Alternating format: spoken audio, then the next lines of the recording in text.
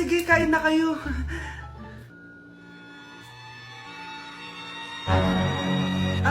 Si Ay lang ako sige anak. Anak, matagal ka pa ba?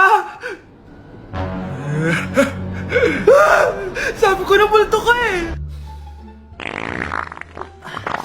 Halika dito. Anak! Bakit ka tumatakbo, Nay? Yung jowa mo! Multo siya! Pinagsasabi mo dyan, Nay! Anak, tingin ka sa likod!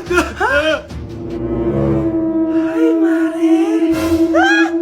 Nay, umalis na tayo dito! Tara na, anak!